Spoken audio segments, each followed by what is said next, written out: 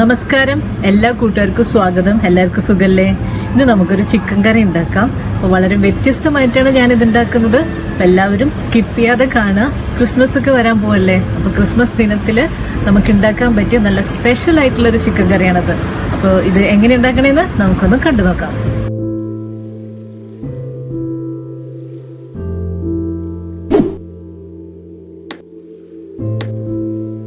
ഇവിടെ 1 kilo chicken എടുത്തിട്ടുണ്ട്. ഇതിന് നമുക്കൊന്ന് മാരിനേറ്റ് ചെയ്യണം. അപ്പോൾ മാരിനേറ്റ് ചെയ്യാനുള്ള മസാല നമുക്ക് തയ്യാറാക്കാം. ഇപ്പോൾ മസാല തയ്യാറാക്കാനായിട്ട് ഞാനൊരു 5 പച്ചമുളക് ഇതിലേക്ക് ഇടുന്നുണ്ട്, 5-6 ചെറിയുള്ളി, ഒരു 10 വെളുത്തുള്ളി, 10 പീസ് വെളുത്തുള്ളി എടുത്തിട്ടുണ്ട്.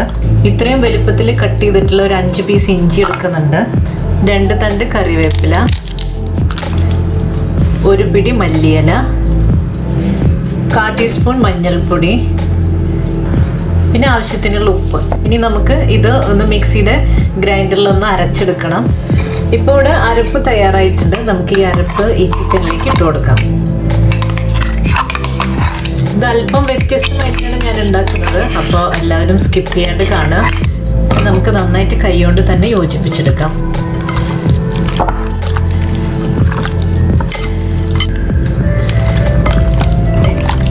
ചിക്കൻ മേല് അരപ്പെല്ലാം നന്നായി പുരട്ടി വെച്ചിട്ടുണ്ട്. അപ്പോൾ ഇത് കുറച്ച് നേരം നമുക്ക് ഇതിനെ റെസ്റ്റ് ചെയ്യാൻ വെക്കാം. ഇതിവിടെ മൂടി വെക്കാം കേട്ടോ. ഇച്ചിരി നേരം ഇതോടെ ഇരിക്കട്ടെ. ആ സമയം കൊണ്ട് നമുക്ക് അടുത്ത മസാലക്കൂട്ട് തയ്യാറാക്കാനുണ്ട്. ഇപ്പോൾ ഇവിടെ ഒരു പാൻ അടുപ്പത്ത് വെച്ചിട്ടുണ്ട്. നമുക്ക് അടുത്ത മസാലക്കൂട്ടുകൾ ചിലതൊന്ന് വറുത്തെടുക്കാനുണ്ട്, ഒന്ന് ചൂടാക്കിയൊക്കെ എടുക്കാനുണ്ട്. അപ്പോൾ ഞാനിവിടെ ഒരു പാൻ അടുപ്പത്ത് വെച്ചിട്ടുണ്ട്. അതിലേക്ക് കുറച്ച് ഓയിൽ ഒഴിച്ചു കൊടുക്കുകയാണ്. ഓയിൽ ചൂടായിട്ടുണ്ട്. അപ്പോൾ അതിലേക്ക് ഒരു 8 വറ്റൽമുളക് ഇതിലേക്ക് ഇട്ട് കൊടുത്തിട്ട് ഇതിനെ നമുക്ക് വറുത്തെടുക്കണം. മുളകെല്ലാം മൂത്തിട്ട് കളറെല്ലാം മാറിയിട്ടുണ്ട്. അപ്പോൾ ഇതിനെ നമുക്കൊന്ന് കോരി മാറ്റണം.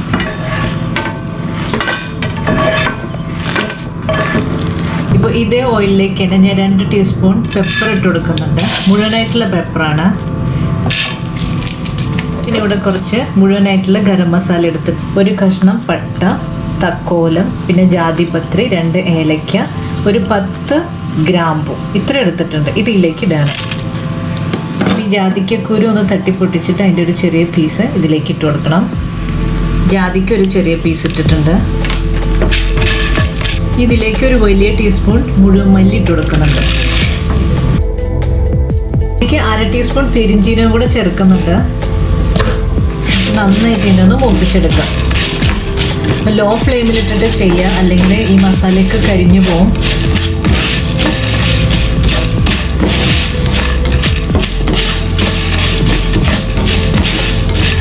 മല്ലി മസാലയൊക്കെ നന്നായിട്ട് മൂത്തിട്ടുണ്ട്. അപ്പോൾ ഇതിനെ നമുക്ക് കോരി മാറ്റാം. ഇതേ പാനിലേക്ക് അല്പം ഓയിലുണ്ട്. അപ്പോൾ അതിലേക്ക് നമുക്ക് ഒരു 1/2 മുറി തേങ്ങ ചെറുകിയിട്ട് കൊടുക്കുകയാണ്. നമുക്ക് ഇതിനൊന്ന് വറുത്തെടുക്കണം.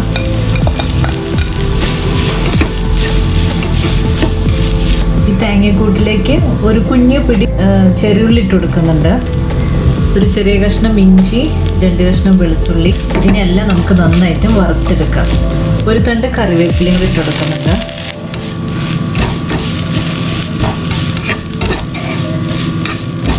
ഈ തേങ്ങയും ചെറിയുള്ളിയും വെളുത്തുള്ളിയും ഇഞ്ചിയും കറിവേപ്പിലയും ഇത്രയും കൂട്ടാണ് ഞാൻ ഇതിൽ ഇട്ടിട്ടുള്ളത്.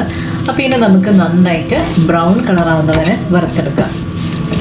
കുറച്ച് സമയം എടുക്കും. അപ്പോൾ ഫ്ലെയിം നമുക്ക് ഹൈ ആക്കിയും ലോ ആക്കിയിട്ടും മാറ്റി മാറ്റി ഇങ്ങനെ വറുത്തെടുക്കാം. ഇപ്പോൾ ഇവിടെ തേങ്ങ ചെറിയ ബ്രൗൺ കളറായി തുടങ്ങിയിട്ടുണ്ട്. നന്നായി ബ്രൗൺ കളറാവട്ടെ, അതുവരെ നമുക്ക് വറുത്തുകൊണ്ടിരിക്കാം. പിന്നെ ഇത് നമ്മൾ എല്ലാ ദിവസവും ഒന്നും ഇങ്ങനെ ഉണ്ടാക്കില്ലല്ലോ. വല്ല സ്പെഷ്യൽ ഒക്കേഷനൊക്കെ ആകുമ്പോൾ മാത്രം ഇങ്ങനെ ഉണ്ടാക്കിയാൽ മതി. അപ്പം ക്രിസ്മസ് ഒക്കെ വരാൻ പോവല്ലേ, അപ്പോൾ ക്രിസ്മസിനൊക്കെ ഇങ്ങനെയൊക്കെ ഉണ്ടാക്കിയിട്ട് വീട്ടുകാരെ ഒന്ന് ഞെട്ടിച്ച് നോക്കിയൊക്കെ.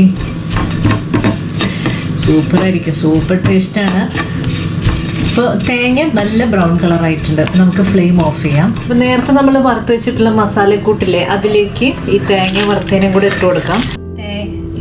ഈ തേങ്ങ വറുത്തതും മസാലക്കൂട്ടും നമുക്ക് നന്നായിട്ടൊന്ന് മയത്തിൽ അരച്ചെടുക്കണം. ഇതിപ്പോൾ ഞാൻ ട്രഡീഷണൽ വേയിൽ കാണിച്ചു എന്ന് മാത്രം, അതുകൊണ്ടാണ് മുഴുവനായിട്ടുള്ള മുളക് മല്ലിയൊക്കെ ഇട്ടിട്ടുള്ളത്. ഇനിയിപ്പോൾ അതല്ല, നിങ്ങൾ പൊടികളാണ് ചേർക്കണമെന്നുണ്ടെങ്കിൽ നമ്മൾ തേങ്ങ വറുത്ത് ലാസ്റ്റ് സ്റ്റേജ് ആവില്ലേ, ആ സമയത്ത് പൊടികൾ ഇട്ട് കൊടുത്താൽ മതി. മല്ലിപ്പൊടി, മുളക് പൊടി, കുരുമുളക് പൊടി, ഗരം മസാലപ്പൊടി അങ്ങനെ ചേർത്താലും മതി. ഇനി ഇത് നമുക്കൊന്ന് അരച്ചെടുക്കാം. ഇപ്പം ഇനി നമുക്ക് അടുത്തത് ചിക്കൻ വേവിക്കാൻ നോക്കാം. അപ്പം ചിക്കനിലേക്ക് ഞാനിവിടെ ഒരു 4 സവാള നമുക്ക് വേണം. അപ്പോൾ ഇതിന് ചെറുതാക്കി ഒന്ന് നുറുക്കിയെടുക്കണം. പിന്നെ 4 തക്കാളി എടുത്തിട്ടുണ്ട്. അപ്പോൾ ഈ തക്കാളി നമുക്ക് ലാസ്റ്റ് മതി. ഇപ്പം നമുക്ക് സവാള ഒന്ന് നുറുക്കിയെടുക്കാം. ഇനി നമുക്ക് മാരിനേറ്റ് ചെയ്ത് വെച്ചിട്ടുള്ള ചിക്കന് വേവിച്ചെടുക്കാം. അപ്പോൾ അതിനെ ഞാനിവിടെ ഒരു പാൻ അടുപ്പത്ത് വെച്ചിട്ടുണ്ട്. ഇനി അതിലേക്ക് ഞാനൊരു 3 ടേബിൾ സ്പൂണാണ് നെയ്യാണ് ചേർക്കുന്നത്. ഇപ്പം നെയ്യ് വേണ്ടാന്നുള്ളവർക്ക് അത് ആ സ്റ്റെപ്പ് സ്കിപ്പ് ചെയ്യാം കേട്ടോ. നമുക്ക് ഓയിൽ ചേർത്താലും മതി. അല്പം സ്പെഷ്യൽ ആയതുകൊണ്ടാണ് നെയ്യ് ചേർത്തിട്ടുള്ളത്.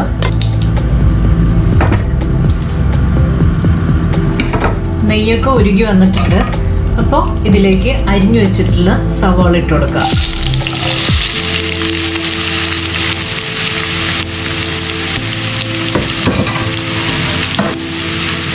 1/2 കപ്പ് ചെറിയുള്ളിയും കൂടെ ചേർക്കുന്നുണ്ട്. ചെറിയുള്ളി ചേർക്കുമ്പോഴെപ്പോഴും ഞാൻ പറയുന്ന പോലെ തന്നെ ഇച്ചിരി കൂടി ടേസ്റ്റ് കൂടുതലായിരിക്കും. ഈ നെയ്യിൽ കിടന്നിട്ട് ഇതിനൊന്ന് വഴറ്റിയെടുക്കണം. അപ്പോൾ പെട്ടെന്ന് വഴന്ന് കിട്ടാൻ വേണ്ടി നമുക്കൊരു നുള്ളി ഉപ്പ് ഇട്ട് കൊടുക്കാം. അപ്പോൾ ഉപ്പിടുമ്പോഴേ എപ്പോഴും നോക്കുക, കാരണം നമ്മൾ ചിക്കനിൽ ഉപ്പിട്ടിട്ടുണ്ട്. അത് നോക്കിയിട്ട് വേണം ഇട്ട് കൊടുക്കാനായിട്ട് കേട്ടോ. 1 ടീസ്പൂൺ ഇഞ്ചി വെളുത്തുള്ളി ചതച്ചതും ഇട്ട് കൊടുക്കുന്നുണ്ട്.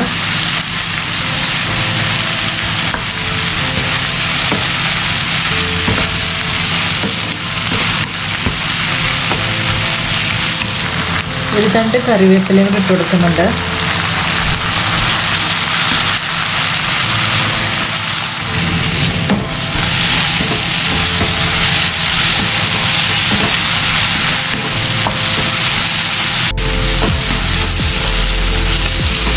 ഇപ്പോൾ സവാള ലൈറ്റ് ബ്രൗൺ കളറായിട്ടുണ്ട്. അപ്പോൾ ഇതിലേക്ക് നമുക്ക് മാരിനേറ്റ് ചെയ്ത് വെച്ചിട്ടുള്ള ചിക്കൻ ഇട്ട് കൊടുക്കാം.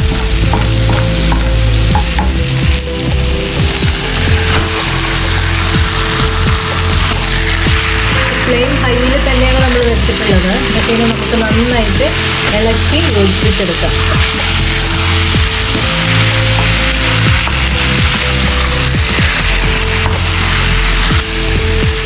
അപ്പോൾ ഇതിലിങ്ങനെ നന്നായിട്ട് ഇനി ഇളക്കിയെടുക്കാം. അപ്പോൾ ഈ ചിക്കൻ്റെ ടെക്സ്ചർ ഒന്ന് മാറി കിട്ടും. നമുക്ക് അതുവരെ ഒന്ന് ഇളക്കി കൊടുക്കാം. നല്ല സോഫ്റ്റ് ആയിട്ട് ചിക്കൻ പതുക്കെ ഹാർഡായി തുടങ്ങി.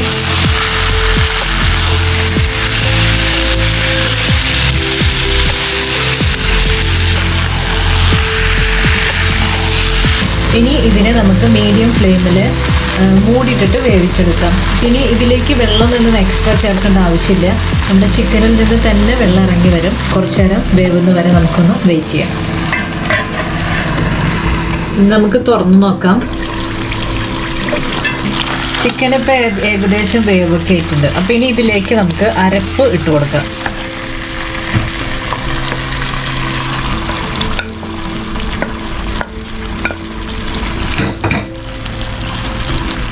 ഈ അരപ്പ് ഈ ചിക്കനിലിട്ടിട്ട് നന്നായിട്ടൊന്ന് യോജിപ്പിച്ചെടുക്കണം. നമ്മൾ വേറെ വെള്ളമൊന്നും ചേർക്കേണ്ട ആവശ്യമില്ല. ഒരു 10 മിനിറ്റ് ഇതിൽ വീണ്ടും ഒന്ന് കിടക്കട്ടെ. അപ്പോൾ ഈ അരപ്പും ചിക്കനും ഒക്കെ കൂടെ നന്നായിട്ടൊന്ന് നമുക്ക് യോജിച്ച് കിട്ടും. ചെറിയ തീയിൽ നമുക്കൊരു 10 മിനിറ്റ് നേരം ഇതിൽ കിടക്കട്ടെ. നമുക്കിനി മൂടിയൊന്നും വെക്കണ്ട. തുറന്നു വെച്ചുകൊണ്ട് തന്നെ ഇതിനെ ഒന്ന് നമുക്ക് വേവിച്ചെടുക്കാം. ഒരു അരപ്പിട്ടിട്ട് ഒരു 10 മിനിറ്റ് നേരം ലോ ഫ്ലെയിമിൽ വെച്ചു. അപ്പോഴേക്കും നമ്മുടെ അരപ്പും ചിക്കനൊക്കെ നല്ല ബ്ലാക്ക് കളറായിട്ടുണ്ട്. അപ്പോൾ ഇനി ഇത് ലാസ്റ്റ് നമ്മളൊരു 4 തക്കാളി മാറ്റി വെച്ചിട്ടില്ലേ, അത് ഒരു മീഡിയം സൈസിൽ ഞാൻ കട്ട് ചെയ്തിട്ടിട്ടുണ്ട്. അത് ഇതിൻ്റെ മേലേക്കൊന്ന് ഇട്ട് കൊടുക്കുകയാണ്. അപ്പോൾ ഈ തക്കാളി അങ്ങനെ തന്നെ കിടക്കുമ്പോൾ ഈ ചിക്കൻ കറിയിൽ നല്ല രസമായിരിക്കും. അങ്ങനെ ഇഷ്ടമില്ല എന്നുണ്ടെങ്കിൽ ഈ സ്റ്റെപ്പ് ഒഴിവാക്കാം കേട്ടോ. തക്കാളിയിലിട്ടിട്ട് നമുക്കൊരു 5 മിനിറ്റ് നേരം ഒന്ന് മൂടിയിടാം. അപ്പോൾ ജസ്റ്റ് ലൈറ്റായിട്ടൊന്ന് സോഫ്റ്റായി കിട്ടും. നല്ല അലിഞ്ഞൊന്നും പോകണ്ട. നമുക്ക് അങ്ങനെ തന്നെ കിടക്കുന്നതാണ് നല്ല രസമായിരിക്കും. ഇപ്പോൾ ഒരു 5 മിനിറ്റ് നമുക്കിതൊന്ന് മൂടി വയ്ക്കാം. നമുക്കിതൊന്ന് തുറന്ന് നോക്കാം. തക്കാളിയൊക്കെ ഇതിലൊരു 5 മിനിറ്റായി കിടക്കുന്നു. അപ്പോൾ ലൈറ്റായിട്ടൊക്കെ ഒന്ന് സോഫ്റ്റ് ആയിട്ടുണ്ട്. അത്രയും മതി. നമുക്കിങ്ങനെ കടിക്കാൻ കിട്ടും ചെയ്യും. അങ്ങനെ നന്നായി അലിഞ്ഞ് പോകണം എന്നുള്ളവർക്ക് തക്കാളിയും അതിൻ്റെ പേസ്റ്റ് ആക്കിയിട്ട് അതിൽ ഒഴിച്ചു കൊടുക്കാം. പക്ഷെ അതിനേക്കാളും രസം ഇതാണ്. നമുക്കിതിനെ ഒരു പാത്രത്തിലേക്ക് മാറ്റാം. ഇപ്പം നമ്മുടെ സ്പെഷ്യൽ ചിക്കൻ റോസ്റ്റോ അല്ലെങ്കിൽ ചിക്കൻ എന്ത് വേണമെങ്കിലും ഇതിനെ വിളിക്കാം. നമ്മൾ വറുത്തരച്ചിട്ടാണ് വെച്ചത്, നെയ്യിലാണ് ഉണ്ടാക്കിയിട്ടുള്ളത്. അപ്പോൾ ഇതോടെ തയ്യാറായിട്ടുണ്ട്. ഇനി നമുക്ക് ഇതൊരു പാത്രത്തിലേക്ക് മാറ്റാം. നമ്മുടെ ചിക്കൻ സ്പെഷ്യൽ ചിക്കൻ കറി, ചിക്കൻ റോസ്റ്റോ, ചിക്കൻ പെരട്ടോ, എന്തെന്നാ പറയുക, ചിക്കൻ പെരളനോ, അങ്ങനെ എന്ത് പേര് വേണമെങ്കിലും നമുക്ക് ഇതിനിട്ട് വിളിക്കാം. നല്ല സ്വാദിഷ്ടമായ റെസിപ്പിയാണ്. നമുക്ക് ഇതിൻ്റെ ഗ്രേവി ഉണ്ടല്ലോ, ഒരു രക്ഷയില്ലാത്ത ടേസ്റ്റാണ്. അപ്പോൾ ഈ ക്രിസ്മസിന് എല്ലാവരും ഇങ്ങനെയൊക്കെ ഒന്ന് ഉണ്ടാക്കി നോക്കിക്കോ, എന്നിട്ട് വീട്ടുകാരൊക്കെ ഒന്ന് ഞെട്ടിച്ചോളൂ. അപ്പോൾ ഇതിൻ്റെ ഫീഡ്ബാക്ക് ഒന്ന് തന്നെ അറിയിക്കും കേട്ടോ. നല്ല ടേസ്റ്റി ആയിട്ടുള്ള റെസിപ്പിയാണെന്ന് വീണ്ടും വീണ്ടും നമ്മൾ പറയേണ്ട ആവശ്യമില്ലല്ലോ. ഇതിൻ്റെ ഇൻഗ്രീഡിയൻസ് കാണുമ്പോഴേ നമുക്കറിയാൻ പറ്റും അതിൻ്റെ രുചി എന്താണെന്ന്. അപ്പോൾ ഇതെല്ലാവർക്കും ഇഷ്ടമായി കാണണമെന്നാണ് വിചാരിക്കുന്നത്. അടുത്ത റെസിപ്പിയുമായി ഇനിയും കാണാം. നന്ദി, നമസ്കാരം.